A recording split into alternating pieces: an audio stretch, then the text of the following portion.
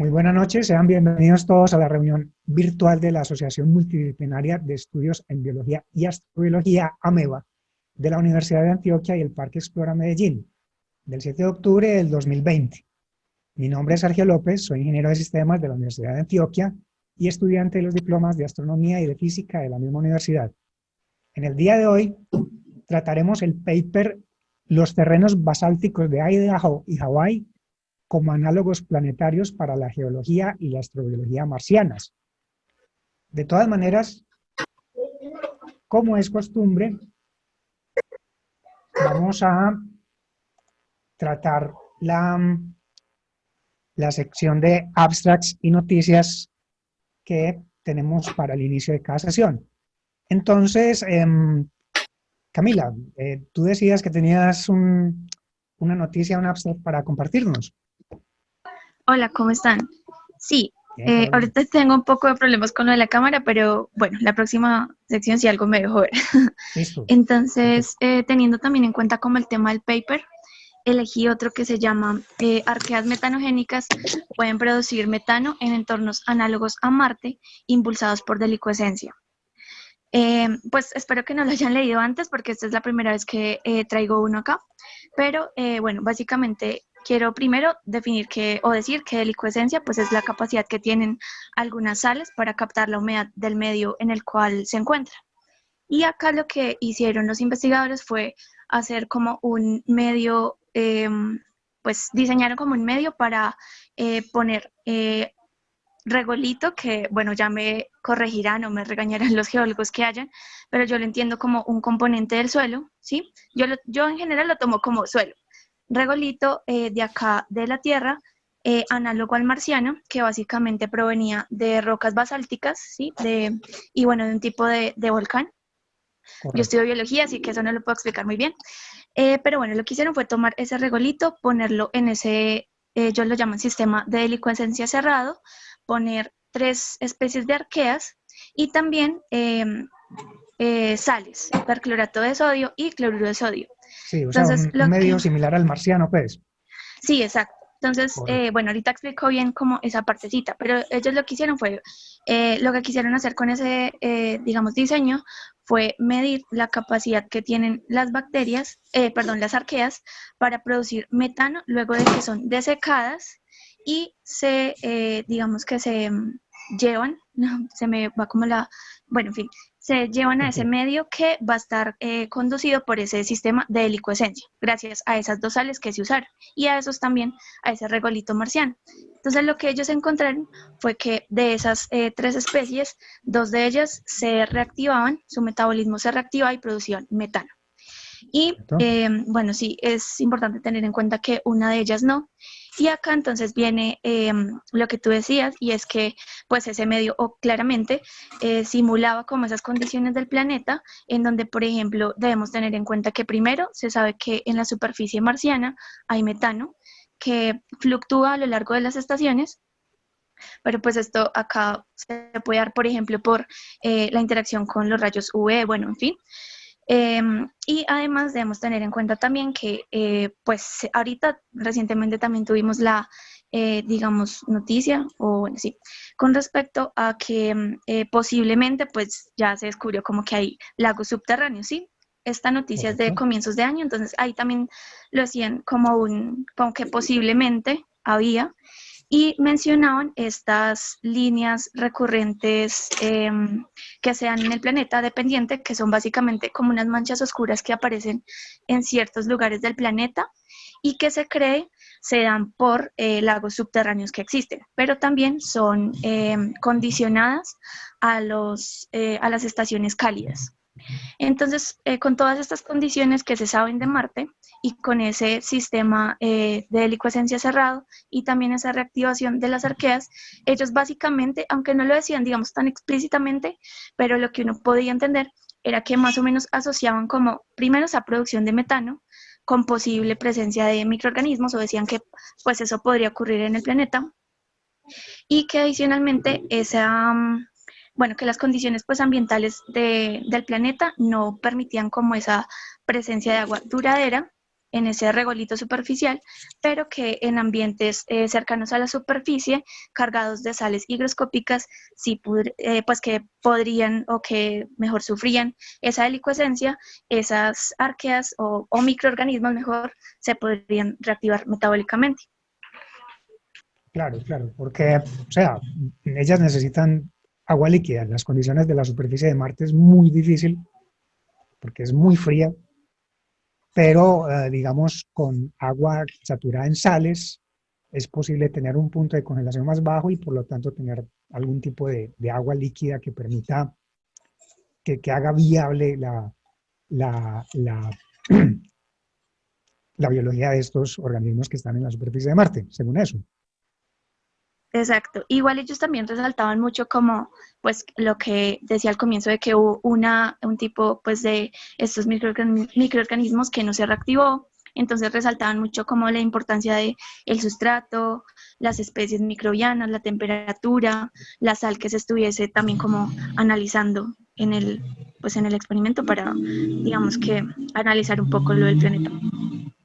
Correcto. Entonces tenemos un escenario adicional que dependiendo pues de los datos que recojamos podría apuntar a que tal vez algunos de los biomarcadores o de los elementos que detectemos o moléculas que detectemos en la superficie de Marte apunte a que definitivamente, a que puedan ser, digamos, bacterias, en este caso sería que metanogénicas. Sí, metanogénicas. Correcto, Arqueas. correcto, Arqueas. arqueas. Sí. Ok. ¿Alguno de los asistentes de pronto tiene algún comentario para hacer al respecto? A mí se me parece un poco similar como algo que hizo el Viking, poner algunos nutrientes en el suelo, mirar si se producían algunos compuestos que indicaran metabolismo o algo por el estilo. No sé si Sergio de pronto quiera comentar algo. No, no, está bien. Ok. Bueno, Carolina, muchas gracias por el astro. Esto está muy interesante. No sé si alguien más de pronto Camila. quiera comentar algo al respecto.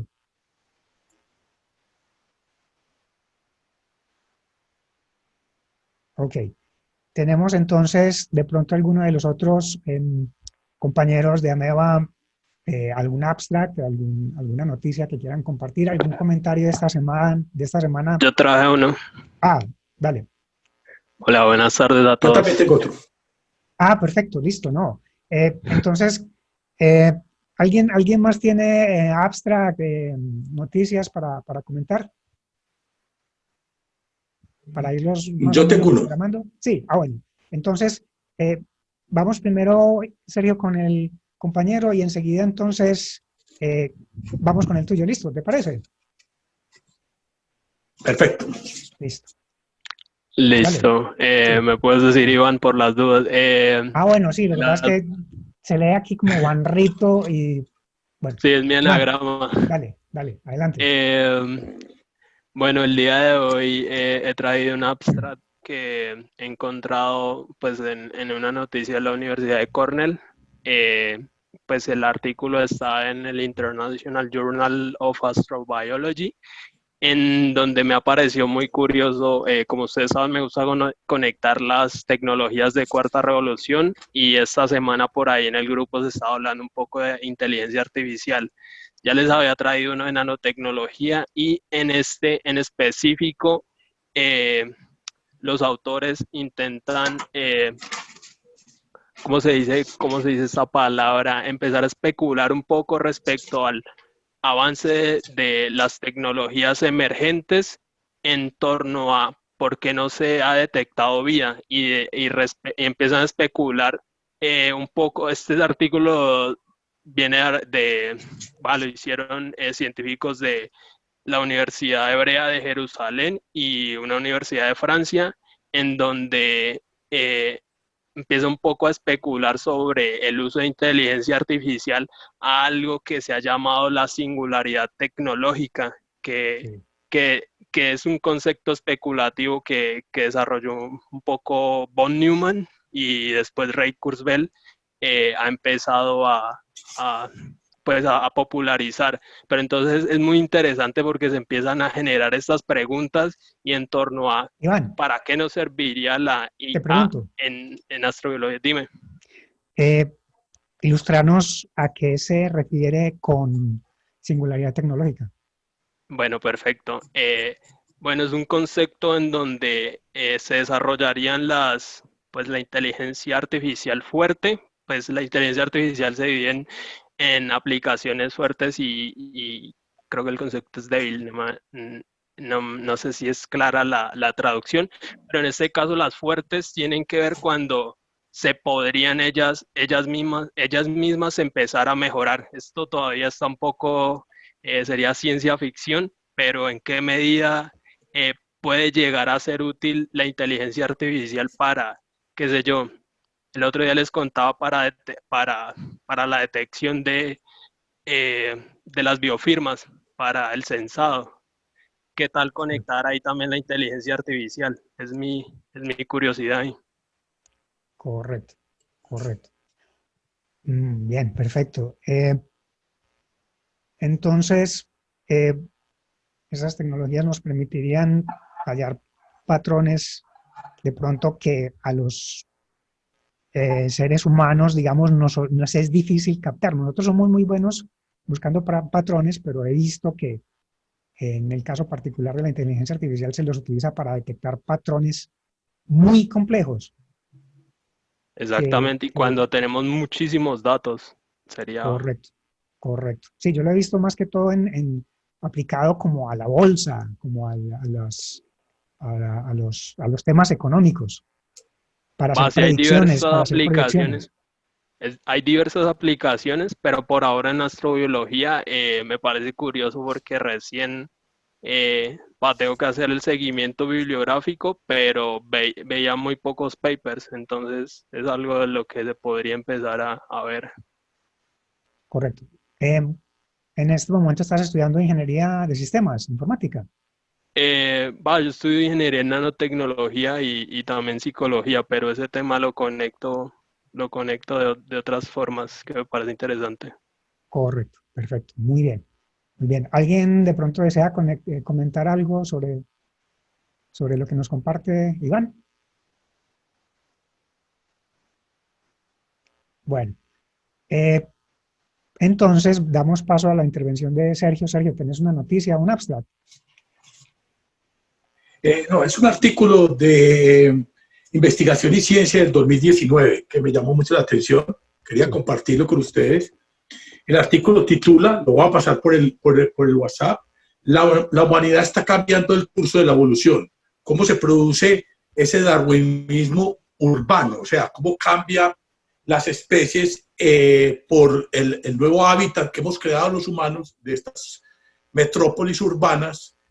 ¿Cómo funciona la evolución en esos ecosistemas?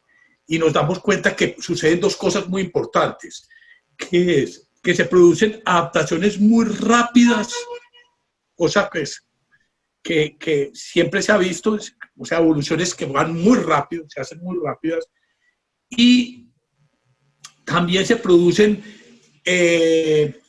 adaptaciones similares, porque como todos los medios urbanos son iguales, entonces se produce como una convergencia similar. Entonces, lo importante de esto son los casos. Entonces, por eso lo estoy tratando a colación, porque los casos son muy bacanos. Entonces, le voy a contar uno de los casos. Uno de los casos es que en algunas ciudades tiran sal para descongelar las carreteras. Cuando tiran esa sal para descongelar carreteras, se ha visto que ha evolucionado rápido unas especies de vegetales adaptadas a la playa, o sea, en medio costero. En lugares que no son costeros, simplemente por esa presencia de sal. Esa es más o menos, me pareció buena, pero esta sí es muy bacana, y es, ustedes todos conocen el diente león. El diente león es esa cosita redondita que nosotros jugamos cuando chiquitos, que lo soplamos y salían todas las cositas. Paraxaco, sí. Entonces, el que inspiró exacto, la imaginación el diente león. Cosmos. Exacto. El diente león crece en las grietas de de las aceras, en las grietas de las aceras en las zonas urbanas, ¿cierto? Ajá, sí. Entonces, el diente león regularmente esparce la semilla lejos. Entonces, estos dientes leones se han adaptado porque como tienen que caer ahí mismo, no pueden viajar largas distancias. Entonces, el diente león ha creado unas cositas más largas para que no vuelen mucho y caigan rápidamente para que puedan fecundarse en las grietas. Eso me parece genial, pues, ese cambio. Interesante, bueno, interesante. el otro cambio que me pareció muy bacano es hay una araña que habita en medios oscuros, ¿cierto? En medios oscuros. Esta araña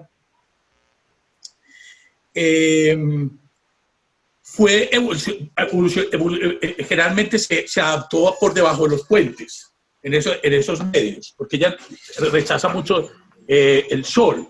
Entonces esta araña en los medios urbanos fue cambiando su comportamiento a hacer sus telarañas en los faroles de los puentes, porque en esos faroles de los puentes, al hacer la telaraña, las chapolas y todos los insectos en la noche revolotean alrededor del puente, entonces podía adquirir muy buena alimentación. Entonces ella adaptó su medio para hacer su telaraña alrededor de los faroles. Pero entonces una bióloga se puso a pensar, miren las biólogas cómo hacen el trabajo, se puede pensar, bueno, pero entonces sí, la araña se adaptó, pero ¿habrá algún insecto que se ha adaptado a depredación de la araña? Entonces encontró una chapola de esta forma. Voy a nombrar el experimento como es, porque me parece muy interesante.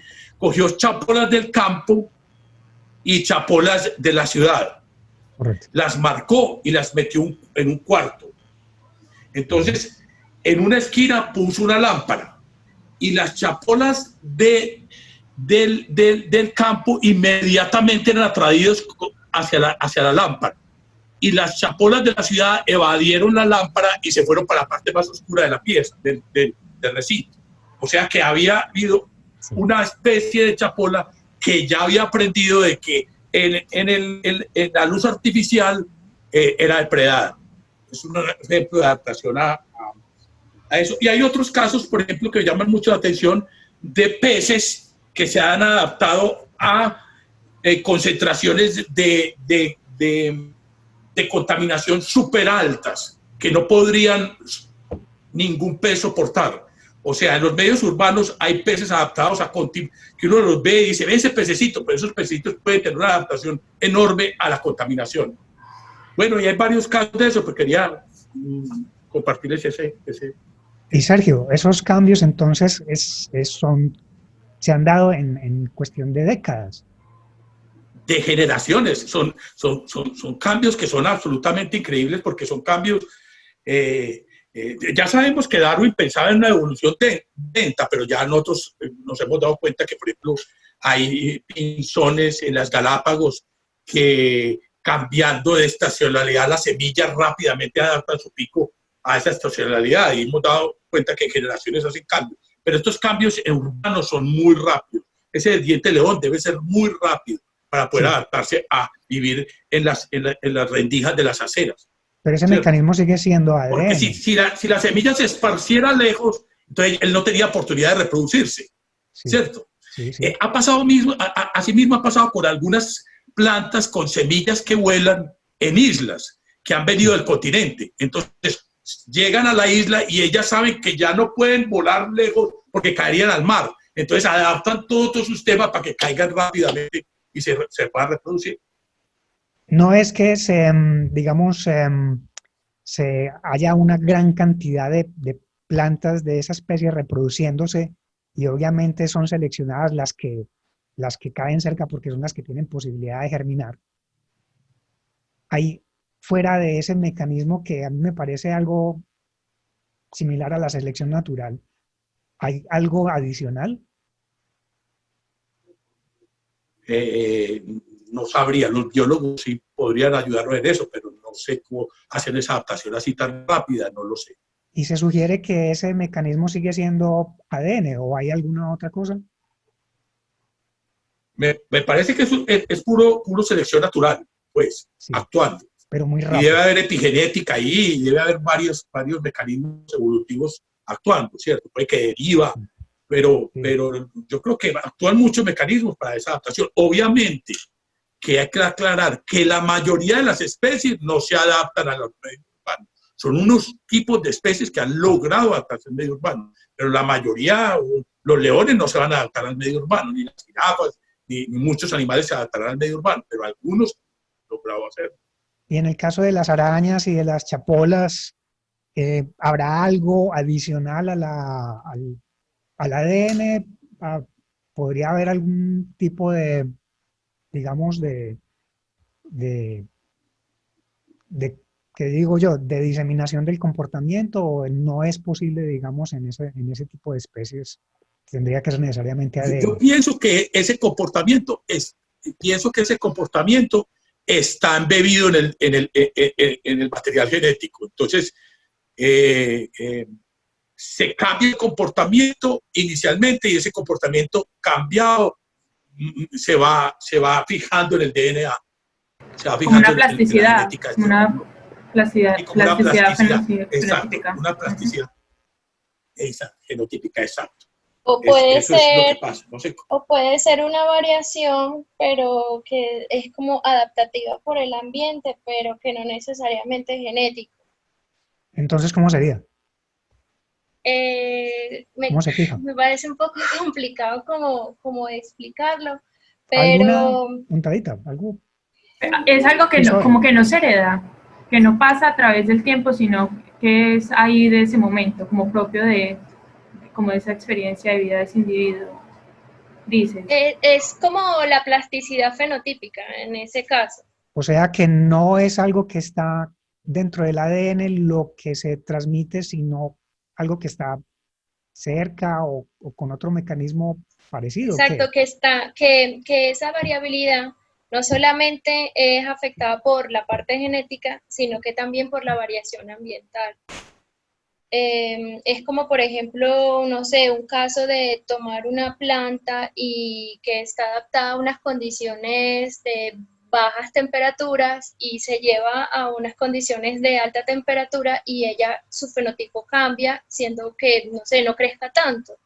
Pero entonces podría haber otra que sí pueda alcanzar una mayor altura. Entonces ahí ya se empieza a ver que no solamente hubo un cambio, o hay una variación genética entre tanto esa misma especie de temperaturas altas como bajas, sino que también está variando porque se está adaptando al ambiente, pero no es genético. O sea, correcto.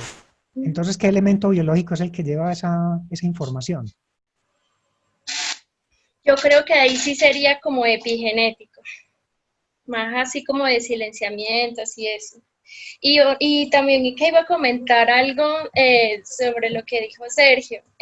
Incluso yo he visto un video de aves, no recuerdo si son cuervos o qué tipo de aves eran, que se han adaptado tanto como al tráfico, que saben los colores del semáforo y cuándo lanzar sus semillas, de manera que ellos lanzan sus semillas cuando el semáforo está verde. Entonces los carros, al ir avanzando, rompen las semillas con las llantas, y cuando el semáforo cambia a rojo, esas aves bajan y ya tienen trituradas sus semillas y ya le hicieron el favor de... Entonces, ese es como un ejemplo también de lo que mencionaba Sergio. Interesante. Pero ahí igual esos son comportamientos que son aprendidos del entorno social, ¿o qué? Porque las aves sí, de alguna manera, pueden tener esa influencia por ejemplo, de sus padres. Los padres les enseñan eso. ¿O cómo sería? Sergio, ¿conoces? ¿O Andrea? El ejemplo que estás diciendo es el ejemplo de los cuervos. Eso lo hacen los cuervos. Pero eso son tradiciones culturales, prácticamente los cuervos. Los cuervos de las ciudades tienen ese comportamiento. Los cuervos que no, tienen que ser aprendidos, como tú dices, tienen que ser aprendido y transmitido por aprendizaje a las nuevas generaciones, ¿cierto? Es como hay unos micos, hay unos monos en Gibraltar que se llama la mona de Gibraltar, y macacos también. Hay un tipo de macaco que ha aprendido a ser alcohólico, a beberse las bebidas de los visitantes y son alcohólicos y han aprendido esa cultura y unos son más alcohólicos que otros y unos tienen una genética de predisposición al alcoholismo como en los seres humanos más que otros y otros no son alcohólicos teniendo el alcohol ahí a su disposición. Es algo muy interesante que se ha estudiado, la predisposición al alcoholismo que la hay y es heredada. Y es heredada, o sea, el alcohólico tiene hijos que se vuelven más alcohólicos y así sucesivamente en ese tipo de monos. Eso es asombroso, pero ese comportamiento sí es cultural y aprendido. Por ejemplo, el del diente de león, que cambia ya la semillita de la altura de la semilla para caer rápidamente en tierra fértil, eso ya es un mecanismo que ya está involucrando genética o, lástima que no está Mauricio por ahí, o epigenética, no sé, pero está involucrando ya otros mecanismos diferentes, culturales pues, o aprendidos, ¿cierto? Creo yo. Iba a decir algo con respecto a toda esta como tradición cultural, a todo lo que se aprende pues como en el medio. Y es que, por ejemplo, lo de los pinzones de Darwin, bueno, yo leí ese artículo hace varios años y me llama mucho la atención cómo, no recuerdo cómo, creo que son los Grants los que hacen la investigación, que es esta pareja de esposos, bueno, no recuerdo muy bien el apellido de la pareja. El caso es que, bueno, ellos observan la diversidad, como la divergencia de estas aves en el periodo de tiempo que ellos la estuvieron observando, investigando, que fueron 40 años. Y al momento de ellos explicar, por ejemplo, la influencia del canto de las aves para seleccionar, digamos, el individuo, o bueno, no, el individuo no, sino la especie con la cual se va a reproducir, ellos lo llaman a esa enseñanza de aprender el canto de las aves como un evento cultural. Les dicen como, entonces como que el canto de las aves se lo enseñan, digamos, los padres a los hijos y es algo que se aprende en ese momento y que, bueno, sí que se necesita una disposición, digamos, como morfológica, pero es algo que se aprende en ese momento. Claro. Pero eso también depende del tipo de ave, porque hay aves que aprenden el canto y hay aves que no lo tienen que aprender, sino que ya vienen innato en ellas. Ah, vale. Pues yo le decía en el caso específico de los pinzones. De los de Darwin. Ajá. Pero hay aves, por ejemplo, creo que la ave lira, que no tiene como forma, digamos, de llevarlo innato, porque he visto videos de estas aves que, por ejemplo, reproducen el canto de todo lo que ellas para poder, digamos, obtener a la compañera, digamos, impresionarla, incorporan cualquier cantidad de sonidos posibles que encuentren en su entorno. Y algunas de ellas se han tomado videos en las que se las ve incorporando sonidos en su canto, por ejemplo, del disparador de una cámara fotográfica, o por ejemplo, el de una sierra mecánica, ¿sí? O sea, claramente nos da a entender que en su entorno lo que hacen los seres humanos no es solamente ir a tomar fotografías, sino también cortar los árboles. Entonces, eso sería como algo adicional a la complejidad en la parte cultural de las aves. O sea, pues, ese tipo de situaciones, y sabemos que por el lado de los cuervos, ¿no? En general, pues las aves tienen unos cerebros muy complejos y estas aves incorporan este tipo de información en muy corto tiempo. Entonces se vuelve algo de pronto... Inclusive con respecto a ese aprendizaje de estos pájaros en las Islas Galápagos, se ha visto que estos pájaros y algunos otros que tienen que aprender culturalmente el idioma de ellos para aparearse, como tú dices, para buscar pareja, para una cosa, para la otra. Si tú coges, entonces es como nosotros, ellos tienen una ventana pequeña de aprendizaje en un momento dado de su desarrollo. O sea, pequeñitos, Sí. igual que nosotros. Si tú en ese periodo lo aíslas, ese pajarito no va a saber encontrar pareja, no va a saber comunicarse con los demás, no se va a desarrollar en el grupo, igual que nosotros. Si nosotros tenemos una ventana donde aprendemos chino o el idioma que estamos embebidos y aprendemos el idioma bien, muy parecido a lo que nos pasa a nosotros. A estas aves les pasa exactamente igual que los seres humanos, tienen una ventana precisa de aprendizaje. Pero con el desafío de que esa ventana es súper corta en las aves, no creo que sean más de unos meses. No, son pequeños, obviamente, son unos tal vez, ni meses, sino semanas, pero si tú lo aíslas en ese punto al pajarito, el pajarito ya no podrá relacionarse con pareja, nunca encontrará una pareja, nunca podrá comunicarse con los demás, está totalmente fuera del grupo, muy difícil de introducirse en el grupo por el aprendizaje de estos cantos en algunas aves. Sí. Claro, el tiempo de aprendizaje de los seres humanos, como comentabas en alguna ocasión, Sergio, es derivado de que nosotros en realidad nacemos súper prematuros, es porque las caderas de las hembras humanas sencillamente no son suficientemente amplias como para nosotros podernos desarrollar más en el periodo de gestación. Entonces tenemos que nacer prematuros para que podamos nacer, para no matar a la madre, y eso implica que luego toca compensarlo con un tiempo de crianza muy prolongado, que de pronto tiene la ventaja de que nos permite una transmisión, una transmisión de la cultura, un periodo de transmisión de cultura mucho mayor, mucho más prolongado. Perfectamente lo que estás diciendo es cierto. Inclusive, nosotros nacemos con una laringe en una posición alta. Entonces, para que se produzcan todas las gamas de sonidos del habla humana, o sea, del aparato supralaringeo, la laringe tiene que descender y solamente desciende hacia los 3 años, hacia los 2 años, 3 años. Por eso es que somos competentes para el lenguaje. Pero no quiere decir que el niño no entienda la sintaxis y entiende el orden de las palabras. Y no, eso es una cosa biomecánica, es una cosa de la mecánica del aparato supralaringeo, no de la cognición. Claro. Es muy importante entender. Pensar, el niño no te habla, el niño puede pensar y todo eso, pero no puede hablar porque no tiene el aparato para hacerlo. Exacto, no se puede expresar, tiene ideas complejas, pensamientos complejos. Exacto, no lo puede hacer porque no tiene los sonidos. Los sonidos. Claro. Y adicional a eso, pues tampoco podría de alguna manera plasmarlos en papel, porque igual que no tiene todavía la coordinación de la mano que le permita hacer algo de ese estilo, imagino yo, pues no sé. No tiene esa coordinación tampoco. O sea, él está muy limitado, pero no cognitivamente, está limitado, no cognitivamente, está limitado porque en realidad hay unas partes fisiológicas que le impiden hacerlo, ¿cierto?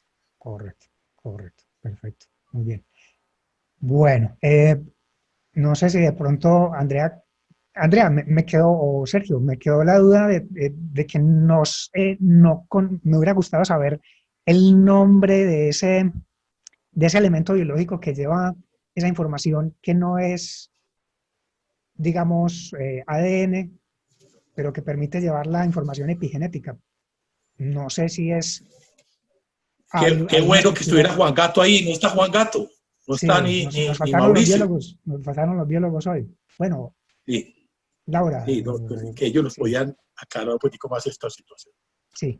Bueno, entonces yo creo que ya no sé si alguien más desea compartir alguna otra noticia o algún otro comentario sobre lo que, digamos, se ha tenido esta semana, o si no damos, digamos, inicio a la exposición del paper de hoy.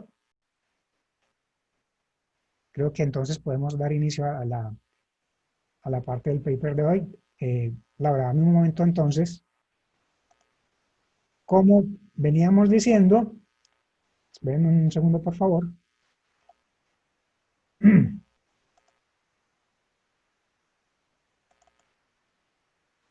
No sé si ven mi pantalla en este momento.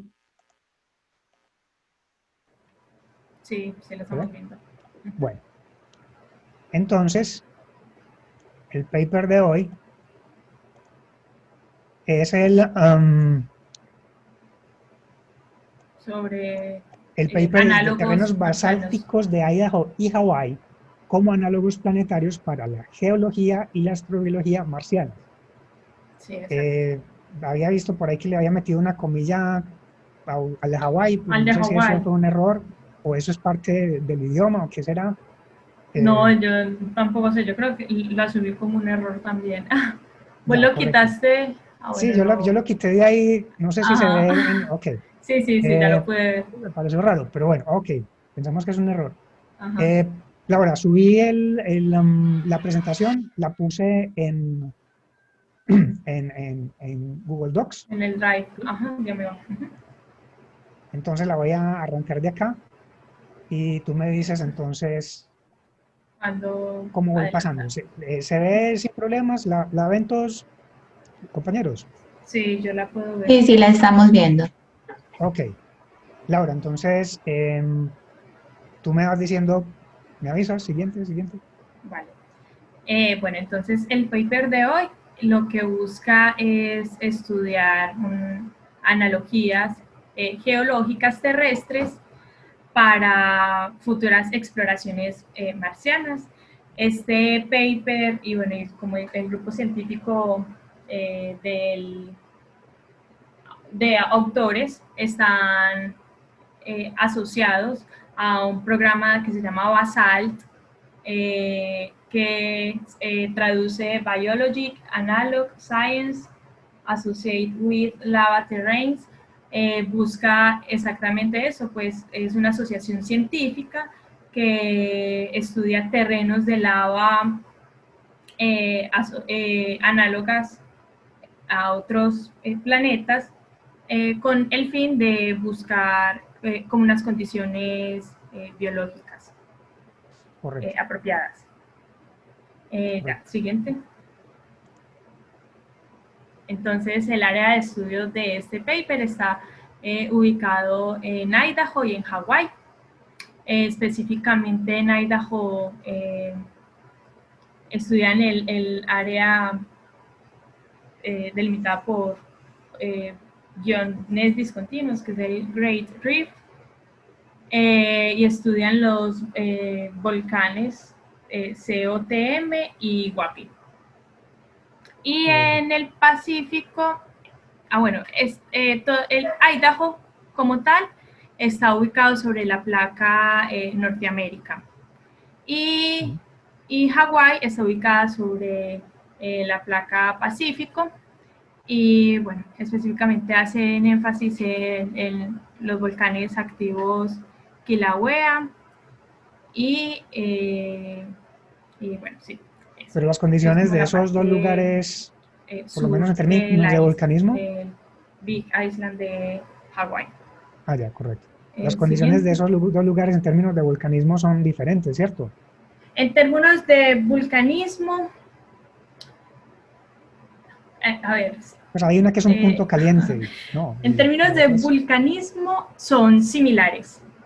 Ah. Pero de configuración, o sea, de cómo se llegó a ese tipo de volcanismo son diferentes. Sí.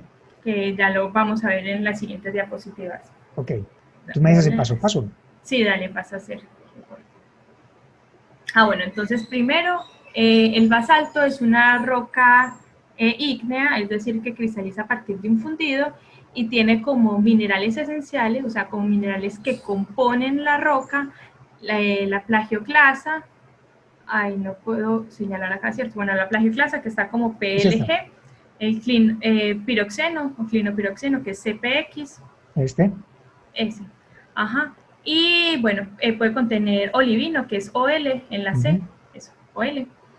Y como tal, vemos que esos cristales, las cosas que se pueden ver fácilmente, están embebidas en algo que no se ve muy bien, que es lo que denominamos matriz.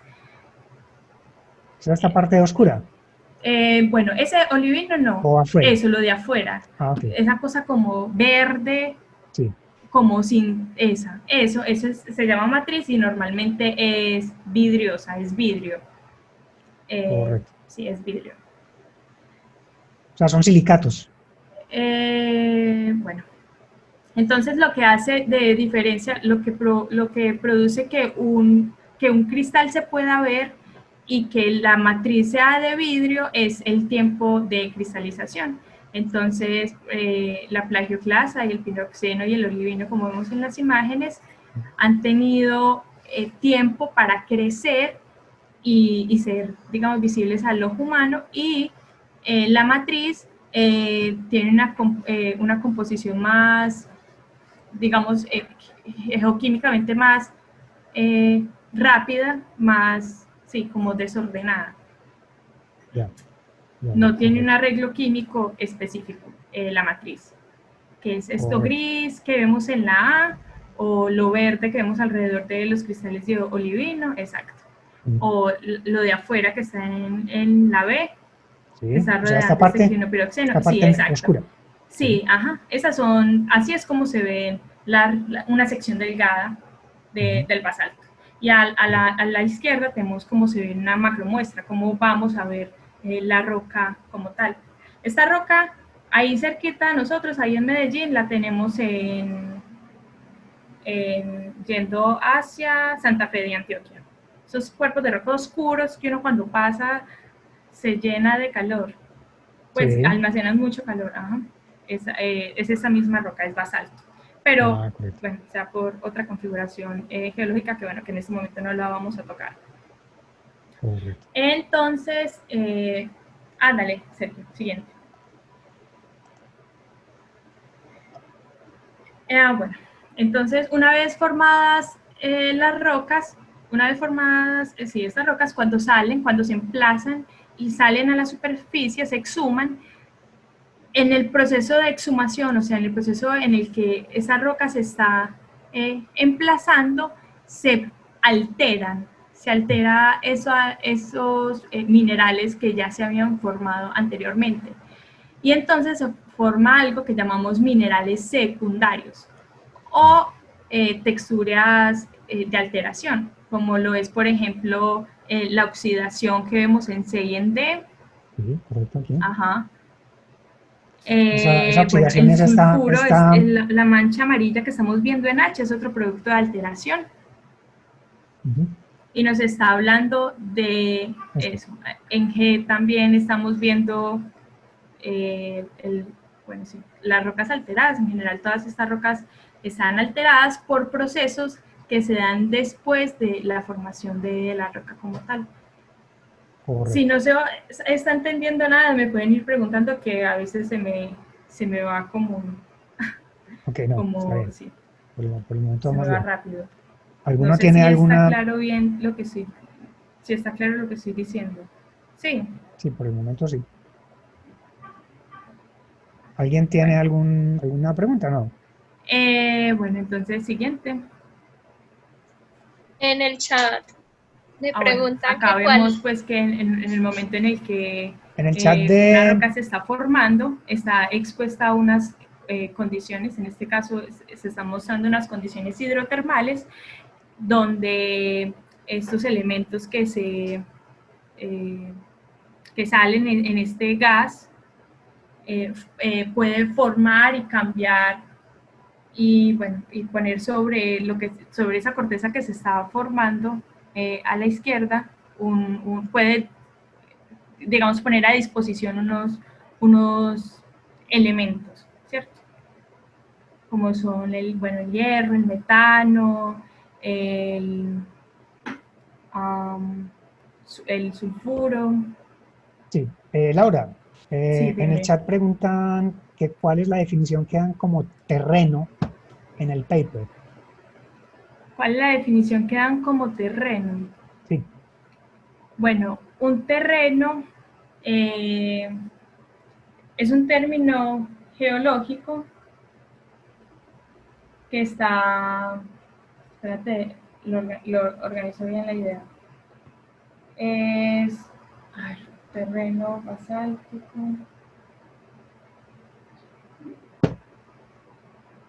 Si quieres la dejamos para el final, ¿te parece? Yo me refiero... No, porque... es que espera.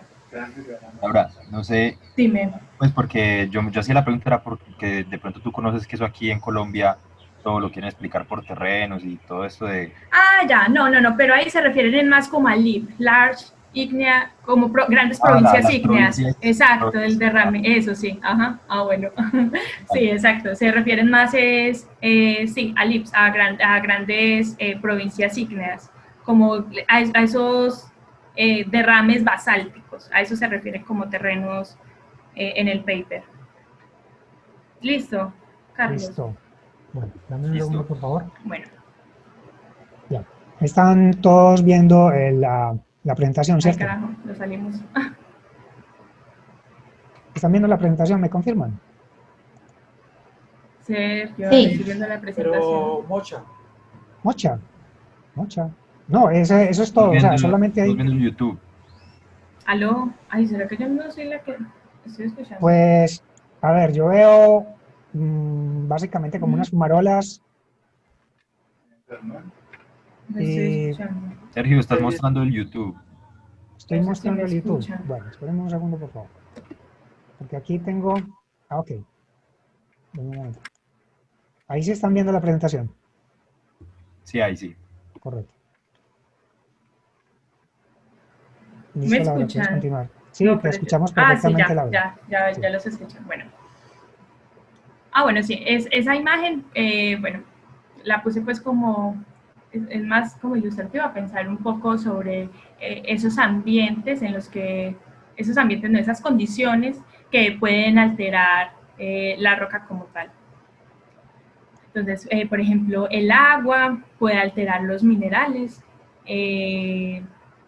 la presión también altera los minerales, los fluidos alteran los minerales, y entonces esos minerales alterados es lo que llamamos como minerales secundarios. Correcto. Y bueno, y esos minerales secundarios me están alterando esos minerales primarios, los que ya habíamos dicho anteriormente, es la plagioclasa, el piroxeno, el olivino, que por ejemplo, bueno, entonces esos minerales primarios cuando se alteran me dan unos minerales secundarios. Entonces, por ejemplo, la plagioclasa cuando se altera puede dar arcillas. El piroxeno cuando se oxida, se puede oxidar a otro mineral hidratado, que se llama horblenda. El olivino cuando se altera me da otro mineral que se llama, por ejemplo, serpentina. Son simplemente ejemplos. Y lo que busca este artículo es estudiar esos minerales secundarios, o al menos darle como ponerlos en evidencia, como poner la atención en esos minerales secundarios, porque esos minerales secundarios son los que van a como a suplir esa disponibilidad química para la vida como tal. Correcto, pues de hecho la serpentina fue importante para el inicio de la vida aquí en la Tierra, yo no entiendo, al menos lo que vimos en Cosmos. Bueno, sí, la serpentinización, pero ese proceso de Cosmos de serpentinización yo lo entendí más como que, bueno, porque cuando el mineral se está alterando, es como toda reacción tiene un producto, pero también tiene otros elementos que quedan libres. Entonces, dentro de esa alteración al olivino, la alteración a la serpentina sería olivino más agua. Ese olivino más agua me va a producir serpentina más otros elementos. Entre esos otros elementos estaba el metano y el hidrógeno molecular. Entonces, entendí ese episodio de Cosmos como... sí, exacto, como la importancia de la serpentinización, pero respecto a esa disponibilidad de metano e hidrógeno molecular que deja pues ahí en el ambiente. Es muy importante porque en últimas esos son comida. Sí, exacto. Para las bebidas que puede haber en el medio. Sí, exacto, pero si ves que son minerales secundarios, ahí estamos poniendo otra vez la atención en minerales secundarios, o sea, minerales, productos de alteración de esos minerales primarios. Correcto, ok. Laura, Siguiente. Sí. Dime. una cosita, en esos minerales secundarios se producen elementos reducidos. Sí, pues sí, se pueden dar por, sí, sí. O sea, hay hidrógeno reducido ahí. ¿Qué hidrógeno reducido? Sí, sí. Yo leí pues en el artículo, obviamente no ¿Qué sé hay? específicamente bien, pero sí leí que hay elementos reducidos, sí, oxidados también. Sí, esos reducidos son la moneda energética de todos de esas biomas. Esa sí es la moneda energética. Vale. Ok. Siguiente. Bueno, entonces, como les contaba, el vulcanismo de Hawái y de Idaho son parecidos, ¿cierto? Eh, porque contienen lava de, digamos, de la misma, del mismo tipo, que es basáltica, lava basáltica, pero son diferentes respecto a cómo se dan. Ambos son hotspots, son puntos calientes o plumas mantélicas. Sí, correcto. Pero, por ejemplo, el hotspot de Hawái está sobre corteza oceánica y el hotspot de Yellowstone, que es el que tenemos en Idaho, se da en corteza continental. Entonces, ¿qué es el hotspot? Paso. Un punto caliente, no, lo podemos dejar ahí. Un punto caliente es como esa emergencia, como chorros de magma de fundido que vienen, que arrastran elementos desde el núcleo externo hasta la corteza. Ajá. Y producen grandes volúmenes de roca. Pero bueno, la diferencia pues como el hotspot es que es un vulcanismo puntual, es un punto como tal. Y el hotspot también se da entre placas, no se da en las márgenes, en márgenes de placas, es intraplaca, es vulcanismo intraplaca, dentro de la placa, o sea, dentro de un pedazo de corteza grande, pues dentro de un pedazo de corteza, no hacia los bordes de la corteza. Ya, correcto. Y a medida que, y bueno, como la corteza se mueve, como estamos viendo acá, como la corteza se mueve y el hotspot permanece, ¿cómo se dice? Como localizado, no se mueve, estático. Esto me va a producir estas líneas que vemos en Hawái, esto que estabas mostrando ahí. Y entonces ahí va a dejar un rastro, por ejemplo, que es que el vulcanismo hacia el noroeste es más antiguo que el vulcanismo hacia el sureste. Exacto. El vulcanismo hacia donde estás mostrando es más antiguo, que es lo mismo que estamos viendo en la imagen de la izquierda. Es más antiguo, y hacia el sureste es más reciente. Ya, o sea que las islas que están en esta imagen hacia la izquierda en la parte superior son más antiguas y han ido desgastando y ya están sumergidas. Sí, están sumergidas. Claro. Y, por ejemplo, el área de estudio de este paper está en esta última de Hawái, que es Big Island. Correcto. Y el vulcanismo activo está hacia la parte como hacia el sureste, exactamente. Por ahí quedan los volcanes que están estudiando. ¿Y Kilauea, por ejemplo? Sí, exactamente ese es.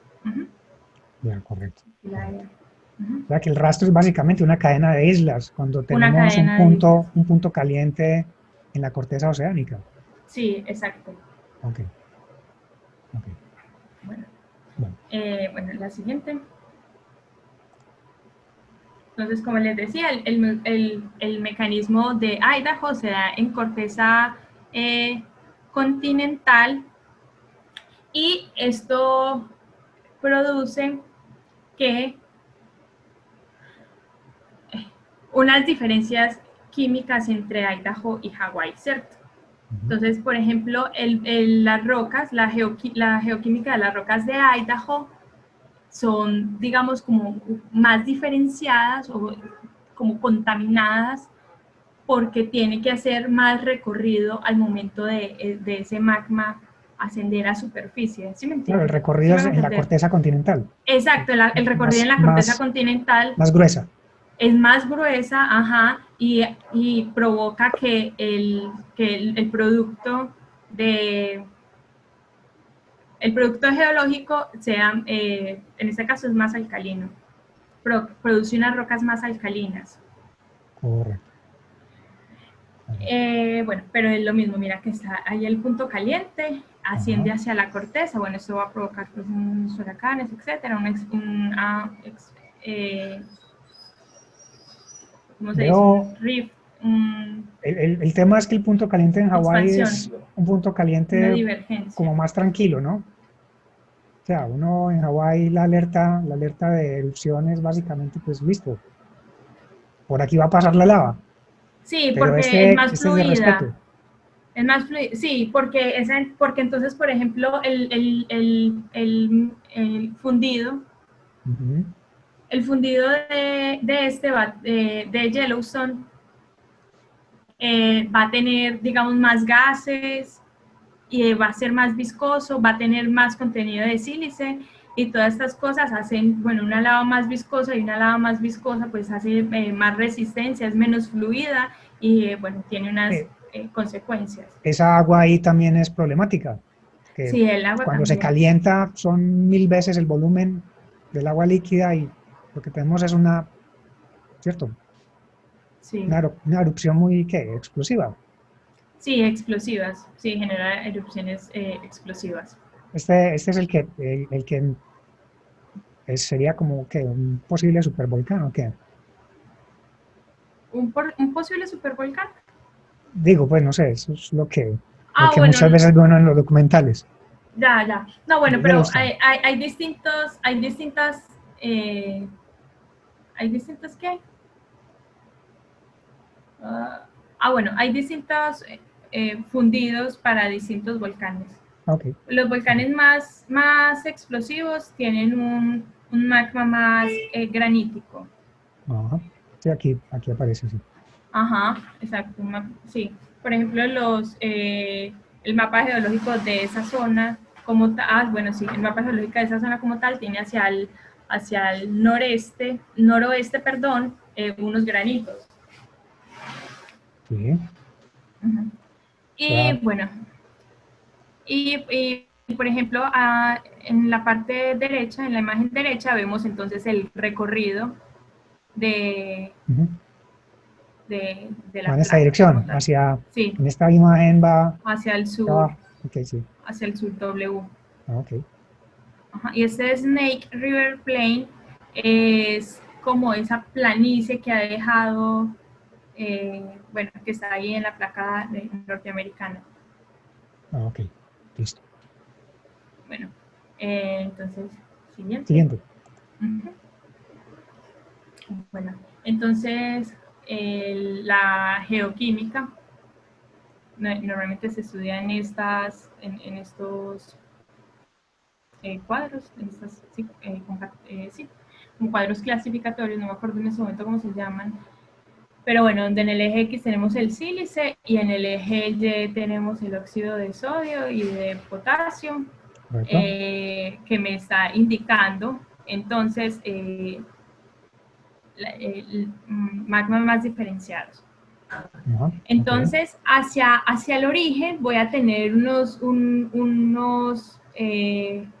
rocas más, digamos, como más primitivas. Y si me voy alejando hacia el extremo superior derecho, voy a tener entonces fundidos más diferenciados. Correcto. Okay. Entonces, por ejemplo, aquí estamos, espérate que veo eso. Ok. Sí, es el TAS, exacto. Ok, entonces aquí vemos la geoquímica del vulcanismo de Idaho. Ah, sí. Vemos, aquí en BC, Big Crater, Sí. acá abajito, vemos que entonces es una geoquímica más diferenciada que, por ejemplo, la de Hawái, que es la de abajito, la laca Kiel, de Kiel, que por ejemplo esa, sí. Y bueno, sí, en general es eso. En verdecito tenemos la geoquímica de las rocas marcianas. Ok.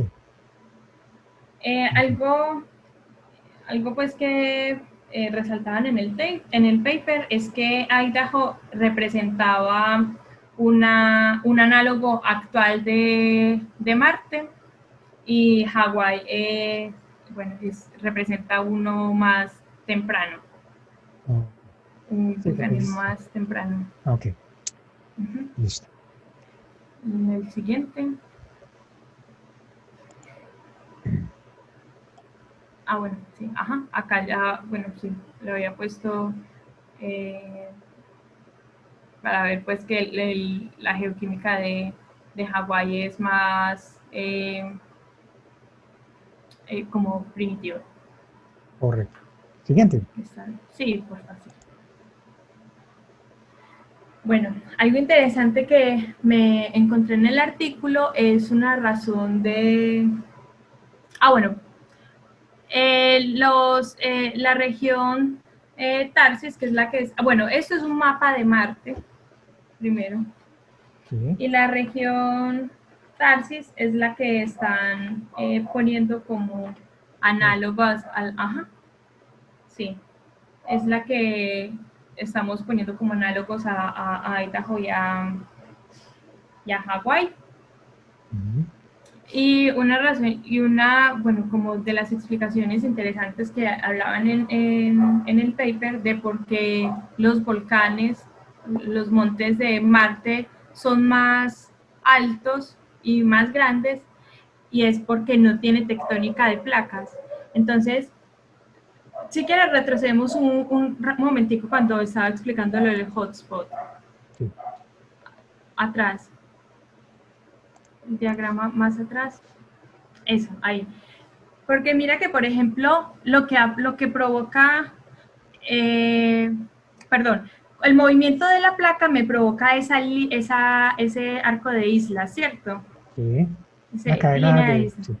Exacto, pero como Marte no tiene movimiento de placas, entonces el vulcanismo se va a mantener en el mismo punto y me va a provocar entonces un engrosamiento de la corteza. Sí, sí. Y esa era pues como una de las razones por las cuales decían que, por ejemplo, el Monte Olimpo, Alba, son tan grandes a diferencia de los que tenemos acá en la Tierra. Pero esto no se movió, puesto que yo veo que aquí hay una cadena de volcanes. Bueno, es que, ok. No, eso no se movió, pero digamos que una misma fuente puede provocar varias. A ver, digamos, en la Isla Grande hay varios volcanes, ¿cierto? Sí. En Hawái. Sí. Entonces, una misma fuente como mantélica puede provocar varios puntos. Hawái. Sí, en Hawái hay varios volcanes en esa isla, pero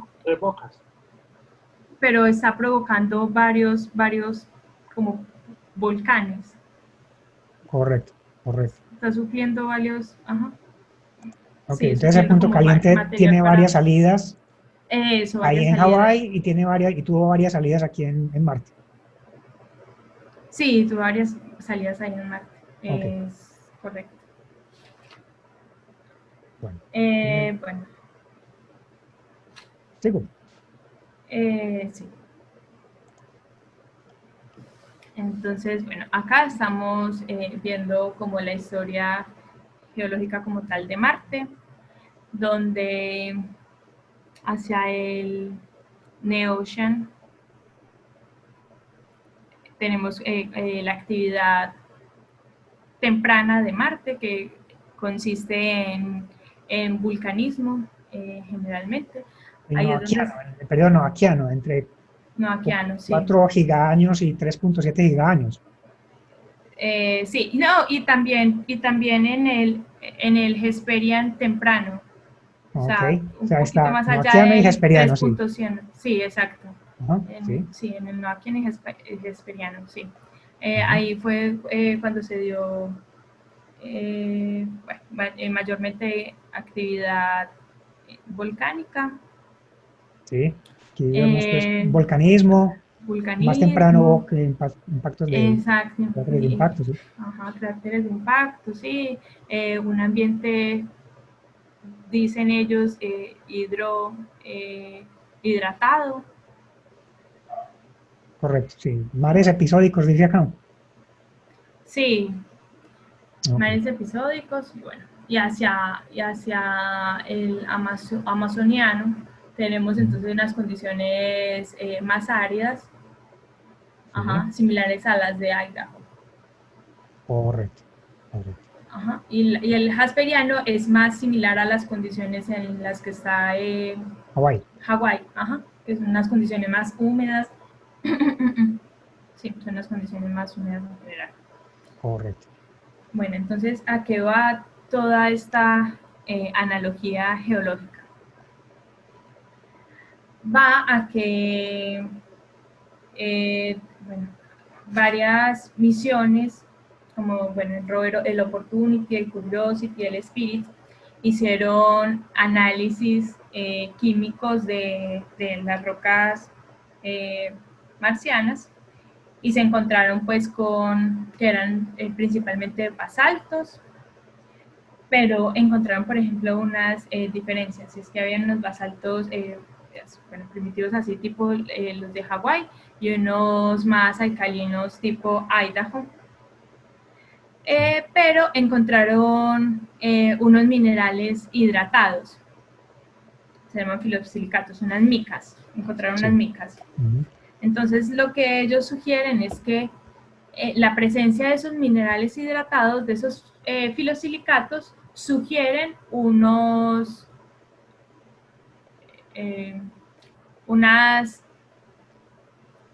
bueno, pues sí, unos ambientes hidratados, o sea, unos ambientes con agua, Correcto. similares a los sistemas hidrotermales. Estas micas son como unos minerales que son como laminados, son Sí, brillantes. laminados, brillantes, sí, exacto. Y que en su Correcto. estructura química contienen agua, Ok, están ok. hidratados. Tienen que formarse en presencia de agua. Sí, tienen que formarse en presencia de agua, sí, porque los minerales del basalto como tal son anhidros, o sea, las temperaturas del fundido del basalto alcanzan unas temperaturas de 1200 grados, por ejemplo, y estas biotitas, pues las micas empiezan a formar a temperaturas mucho más altas, que son temperaturas, no sé, 800 grados centígrados, si no estoy mal, 800, sí, 850. Ya. 850 grados centígrados. Entonces, bueno, lo que motiva es ese hallazgo de los minerales hidratados han motivado a la comunidad científica como tal en hacer estudios de Buscarlos en Marte. ambientes hidrotermales. No, pero acá en la Tierra. Ok. Porque es que no podemos ir a Marte así de la nada. O sea, hay que hacer un estudio preliminar, un estudio de precampo. Hay que Hay que saber qué estudiar estamos antes buscando. exacto, hay que saber qué estamos buscando. Entonces, este estudio nace como base para decirnos exactamente eso, no, ¿qué es lo que estamos buscando? Entonces, por ejemplo, ellos hacen análisis de sensores remotos. Ay, dale siguiente, Sergio, por favor. Aquí la presentación creo que ya acabó. Sí. Sí. ¿Me paso para el artículo o qué? El paper, sí. Cuando Listo. ellos muestran, Vale. por ejemplo, bueno, entonces ellos hacen Esperen un segundo. análisis remotos, con sensores remotos, donde muestran, por ejemplo, en falso color, O, Ahí se está viendo. sí, abajo.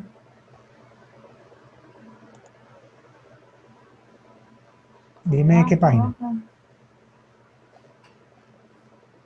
Falso color. La página como tal, abajo.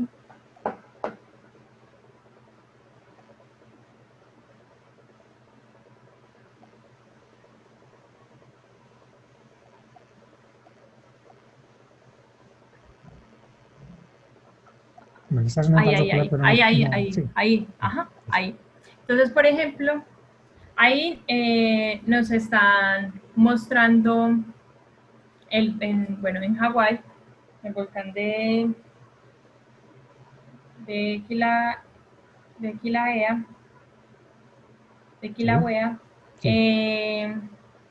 Zonas de oxidación, que son las zonas, bueno, de oxidación de hierro, que son las zonas rosaditas, como moraditas hacia el sur, exacto, hacia el sur. Sí. Y presencia, bueno, estos verdes y azules son minerales, la presencia de hierro en minerales máficos. Entonces, bueno, esto es sí, como esa invitación al uso de sensores remotos para saber químicamente en dónde se encuentran esos elementos y en dónde buscar como tal. Ya. Cuando vayamos, pues sí, cuando vayamos a ir a Marte. Correcto, pues particularmente a la región de Tarsis. Hoy estamos. A la región de Tarsis, sí. Bueno, sí, donde están todos. Sí, porque es que en la región de Tarsis fue donde se encontraron los minerales, estos filosilicatos, estas micas, estos minerales hidratados, que eran los que estaban sugiriendo presencia de agua, y por eso decían lo de los mares episódicos al principio del tiempo geológico marciano. Correcto. Ok. Bueno. Bueno, sí, entonces el paper como tal sí, extiende como esa invitación a investigar, pero acá en la Tierra, esa diversidad de condiciones que puede generar esos elementos secundarios, porque esos elementos secundarios son los que van a propiciar, digamos, como un ambiente más habitable, Sí. Porque, por ejemplo, se han encontrado en Hawái microbiotas viviendo ahí en la lava, pues cuando ya está sólido. Sí. 2 meses después de la solidificación de la lava. Y es microbiota que ha podido, ¿cómo es que se dice? Sintetizar, oxidar azufre y hierro como fuentes de energía. Correcto. Entonces, pues también como ese... O sea, es un medio muy rico en nutrientes y es propicio para sostener vida. Entonces, tal vez, digamos, esas mismas zonas en Marte, recogiendo datos en las misiones que estén por venir, nos permitirían tal vez encontrar rastros más fácilmente. Sí, exacto. Y por ejemplo, pues, respecto al tema de los extremófilos, por ejemplo, a la riftia, que está ahí al lado de las fumarolas en el Pacífico, que son estos gusanos que crecen ahí al lado, también sobre qué condiciones extremas están habilitadas como para los organismos vivos. Creo que te incluiste por eso una fumarola aquí. Sí, una fumarola, sí, ajá. Pero no puse la de riftia. Ya. O sea que si hubo en algún momento vida en Marte, pudo ser algo similar a eso que estamos viendo acá en esta fotografía. pues esa es una fotografía. posibilidad. Sí, en un ambiente hidrotermal. Cerca a actividad volcánica Ajá, y con disponibilidad de nutrientes. sí. Y bueno, y como tal, para comprender la habitabilidad de esos terrenos basálticos que creemos es en su mayoría la composición de la corteza marciana, pues entonces necesitamos estudiar esos terrenos para saber qué es lo que está sustentando la habitabilidad del planeta como tal. Ya. Es importante también entender cómo esos terrenos, por ejemplo, se meteorizan, o sea, cómo se alteran, qué elementos mineralógicos y químicos está habilitando. Sí. Sí, eso como tal. Ya, correcto. Entonces, digamos que esta sería el recorrido por el paper. No sé si quieres comentar algo adicional o si alguno de los compañeros quieren comentar algo adicional o preguntar algo. Aquí tengo una pregunta en el chat. Bien. Dice, ¿son tipo Harker? Pues creo que está hablando de lo de los terrenos, que son Sí. tipo Harker, un elemento o conjunto en la... No, eso es de los diagramas de ok. clasificación. De los diagramas geoquímicos. Cuando plotean el sílice contra otros elementos. Ya, correcto. Ok. Bueno.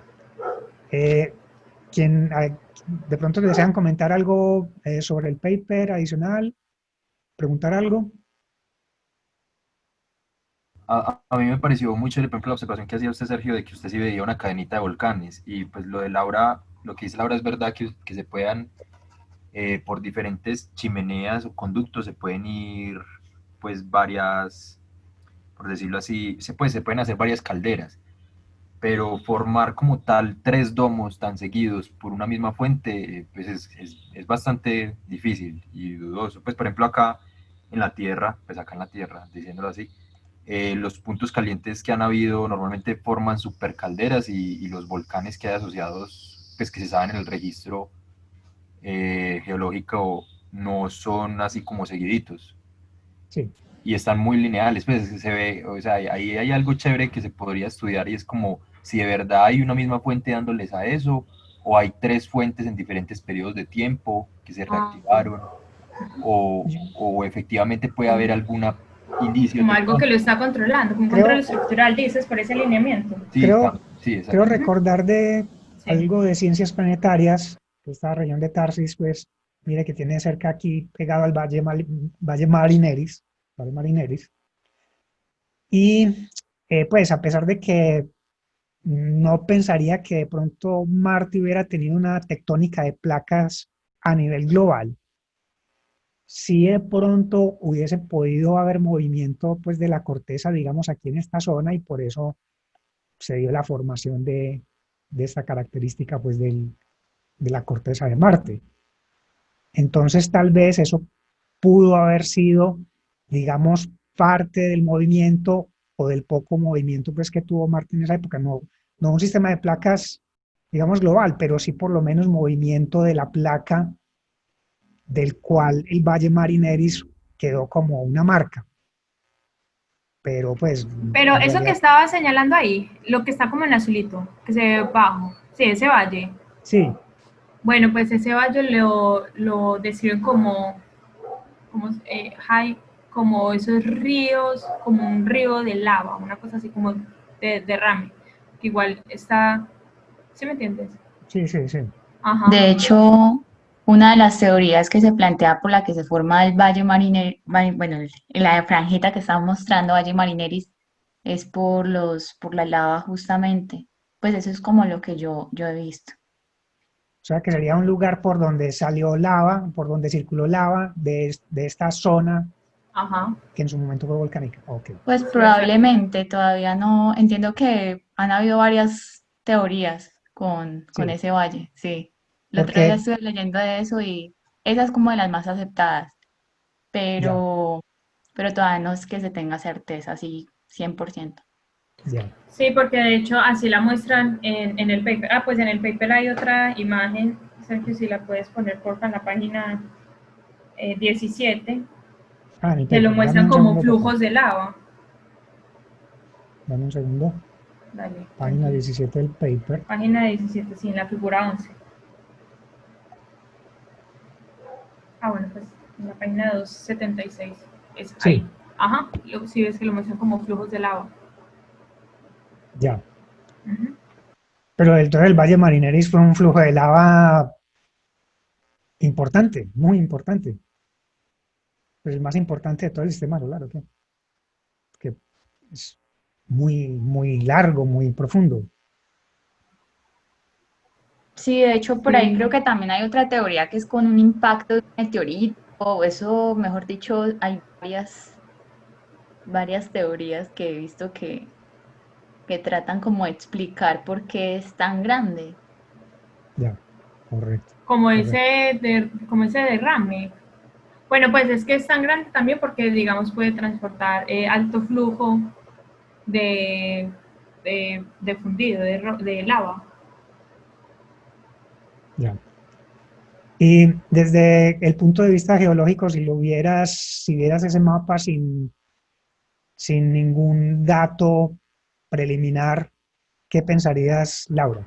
Qué te sugiere, digamos, esos volcanes alineados ahí con esa característica? ¿Tú qué especularías? Pues ya aquí fuera del rigor. No, sí, lo que discutíamos ahorita con Carlos, yo pensaría que sí, mirándolo bien, hay unos lineamientos y eso normalmente se da por un control estructural de estructuras, una falla, algo que me está controlando y está alineando esas estructuras. Tiene punto, o sea, tiene pinta de falla, porque en la No, Tierra las fallas se ven, más o menos tienen esa apariencia. sí, de líneas, que ¿Sí? alinea cosas, sí. Correcto. Uh-huh. Y Y normalmente en la por Tierra, ejemplo, las fallas, bueno, Manuel ha estado trabajando, por ejemplo, en el volcán de Doña Juana y ¿sí? él ha estado, pues, como mostrándome cómo el control, cómo las estructuras controlan por dónde sale magma, por dónde sale el fundido, o el emplazamiento de esas cámaras, por ejemplo, magmáticas, que es lo que está supliendo sí, el vulcanismo. Correcto. Manuel es Ajá. también geólogo, trabaja en temas de petróleo, es esto, de exploración, creo. No, estructural, no, Ah, ok. estructural, ajá. Ah, ok. Entonces, sí, Entonces, eso como por lo que he visto con él, en, se me hace que podría ser posible que haya un control estructural en esa zona. ya. Sí, porque en la Tierra, por ejemplo, tenemos vulcanismo cerca de fallas y normalmente pues ese tipo de cosas están asociadas aquí, por lo menos en la Tierra, a placas tectónicas, ¿cierto? Y Fallas, sí, pues las fallas como tal se dan esfuerzos, ¿por esfuerzos de qué? Esfuerzos de compresión, de extensión. correcto, Uh-huh. correcto. Y Bueno, bueno, y normalmente una falla es cuando se me está cortando la corteza, sí, fractura, cuando se correcto, fractura, hay una fractura de la corteza, del cuerpo sólido. correcto. Y bueno, y pues las fracturas se dan Laura, por esfuerzos horizontales y verticales. Y esos esfuerzos están en función del movimiento de la placa. Ok. Sergio, ¿nos ibas a decir algo? Sí, y yo quería hacer una puntualidad en una cosa. Mira, este vulcanismo de Punto Caliente, tanto de Hawái como de Yellowstone, es un vulcanismo que es muy interesante a nivel local, pero lo que voy a decir puede tener, no ser tan ortodoxo, pues, a la luz de todos los conocimientos de ahora, pero a nivel planetario no es tan importante. Por ejemplo, Io tiene ese tipo de volcanismo. Marte seguramente tiene ese tipo de volcanismo y ahora se está viendo que Venus hay un tipo de volcanismo de ese punto. Pero el problema es que ese vulcanismo conduce al planeta hacia un estado muy poco viable para la vida, porque como no hay tectónica, o sea, no hay hundimiento del CO2, no hay reciclado del CO2 que sale por ese vulcanismo de punto caliente, al no haber el reciclado del CO2, el planeta entra en una dinámica muy compleja para la vida. Entonces, sí es muy interesante el vulcanismo de punto caliente en el sentido de que localmente pueden haber todos estos materiales reducidos y como en Yellowstone hay vida y como en Hawái también, como tú dices, en esos magmas también surge la vida, pero a nivel planetario no es tan ideal. No es tan ideal, ¿por qué? Porque es puntual. Ah, porque no hay un reciclaje de corteza. No, Tú dices que es mejor el vulcanismo porque no entre hay placas, un reciclaje, entre las placas. No hay Como reciclaje del de subducción. CO2, porque no hay reciclaje del CO2. Ah, Sí, ya. o sea, Tú dices que es mejor que hayas... es el CO2. Sí, porque es el CO2 el que domina el clima, prácticamente. Entonces, nuestro planeta se ha mantenido en unas temperaturas cómodas para la vida, porque desde el principio, prácticamente desde el principio, hubo un vulcanismo asociado a placas y reciclado del CO2. Con los puntos calientes no hay reciclado del CO2, sino que simplemente es una emanación de CO2 constante, sin que haya un sitio donde se hunda el CO2, como es el reciclaje de las placas. Entonces, por eso no es a nivel planetario tan ideal, porque puede conducir a un planeta a un invierno, como por ejemplo a un efecto invernadero como el de Venus. A un efecto invernadero desbocado, porque está en Venus, sin reciclaje de CO2. El problema de Venus es que se quedó sin placas, o sea, no hay reciclado, no hay reciclado del CO2, o sea, se perdió ese reciclado del CO2. Y el otro punto es que no estoy muy seguro, pero te quería preguntar a ti, es si un vulcanismo como en Io o en un planeta que haya un vulcanismo solo de punto caliente, no de reciclado de CO2 con vulcanismo de placas, de tectónica de placas. Ese vulcanismo se llama vulcanismo intraplacas. Ese vulcanismo y el que tú me estás diciendo de reciclaje es vulcanismo de márgenes, o sea, de subducción. De márgenes, la interacción entre esos bordes de placa con otro borde de placa exacto. Genera un vulcanismo más, digamos, como más regional, tipo Andes el que tenemos acá. Exacto, el tipo Andes. Ese es el que hace el hundimiento del CO2 y lo entra en el manto. Y eso es lo que mantiene refrigerado el planeta. La subducción. Ese es el mecanismo de... la subducción es el que refrigera el planeta, es el refrigerador del planeta. Porque el que nos conecta con el interior de la Tierra, el que involucra el interior de la Tierra con todos esos procesos que vemos superficialmente.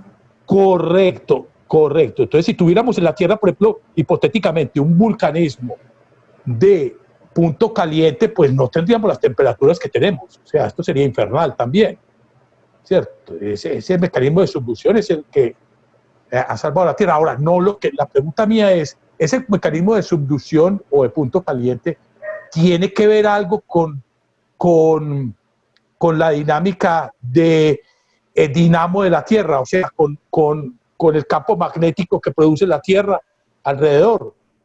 O sea, un planeta con un vulcanismo de punto caliente como Io necesariamente indicaría que hay una diferenciación grande en las capas internas que produzca ese efecto dinamo que es el campo magnético que protege la Tierra. No estoy seguro. Sergio, creo que solamente vulcanismo de subducción. Sí, ya, es que la verdad es que uno es muy cómodo diciendo sí, vulcanismo de punto caliente y uno explica las plumas, etcétera. Pero las plumas como tal es difícil entenderlas, geológicamente es complicado porque, bueno, el vulcanismo de punto caliente, como te decías, viene desde el núcleo externo de la Tierra, arrastra material desde el núcleo externo de la Tierra y atraviesa todo el manto. O sea, ¿cuántos kilómetros? No sé cuántos, 3.000 kilómetros, o sea, es larguísimo. Pero uno es muy cómodo diciendo eso porque resulta que para que se produzcan esas eyecciones de magma, tiene que haber un contraste de temperatura, tiene que haber un evento que me cree un contraste de temperatura entre el núcleo externo y el manto. Y la forma en cómo se ha explicado, bueno, una de las formas en cómo se ha explicado ese contraste, ese delta de temperatura, y que es la que yo conozco y es como lo entiendo, es precisamente la subducción de las placas. Porque cuando las placas se subducen, cuando la placa se está enterrando entre otra placa, hay una fusión parcial de esa placa, pero la placa, esa corteza como tal, no se funde por completo. Y como la placa es tan pesada, va y reposa entre ese límite del núcleo externo con el manto. Que apenas el que podemos poner una foto, pues un diagramita ahí para explicarle bien. Yo creo que lo podemos buscar. ¿De qué? ¿Del interior de la Tierra o qué? Sí, como del interior de la Tierra o de las explicaciones, creo que podemos poner como pluma mantélica y en los diagramas, ahí en Google, aparece rápido. Ah, bueno, pluma mantélica, esperen un segundo, por favor. Pero entonces, por ejemplo, así lo entendemos acá en la Tierra, pero al momento de, no, entonces explícame el vulcanismo de punto caliente en Venus, uno se queda corto, porque mira que la condición que estamos poniendo para que exista un punto caliente es esa diferencia de temperaturas, y estamos diciendo que esa diferencia de temperaturas se da al momento en que la corteza reposa sobre ese núcleo externo. Mira, ahí en esa imagen... Dame un momento que está cargando. Dale, tranquilo.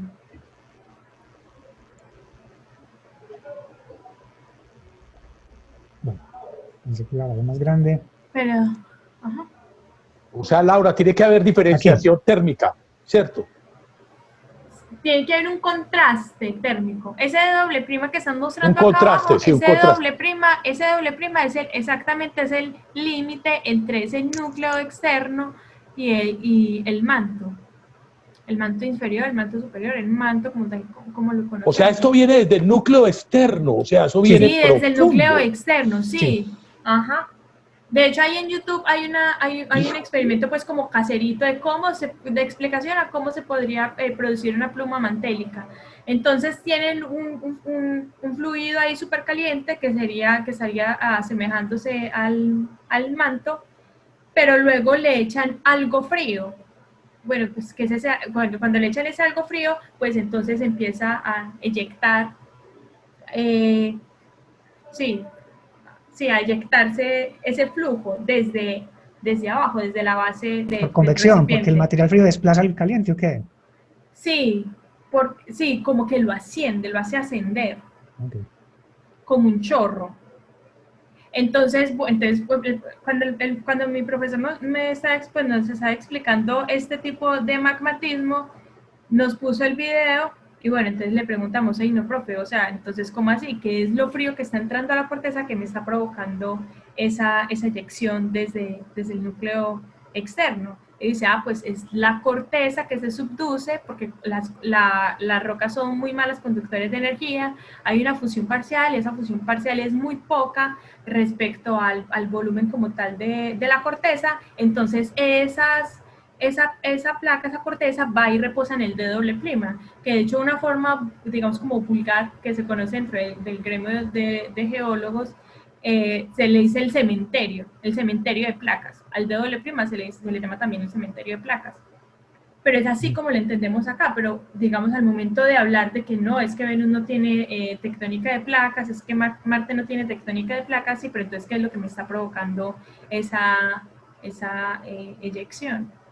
Porque de ello entiendo que es como que lo chupa, como esa atracción gravitacional de Júpiter.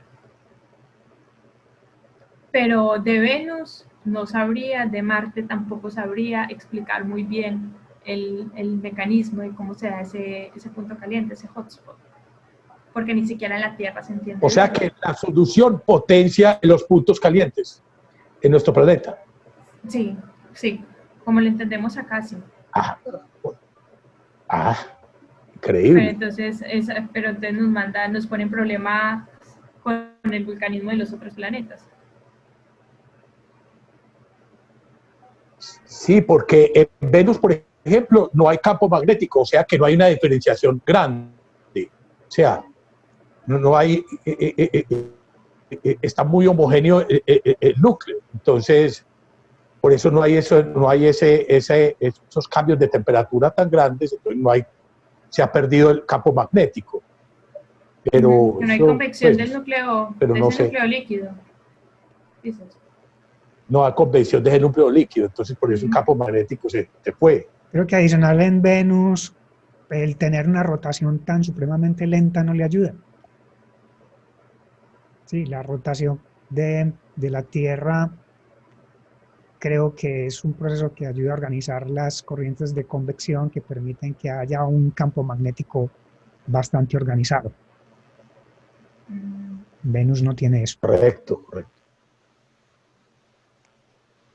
Bueno, no sé si de pronto tienen más preguntas o algún comentario adicional.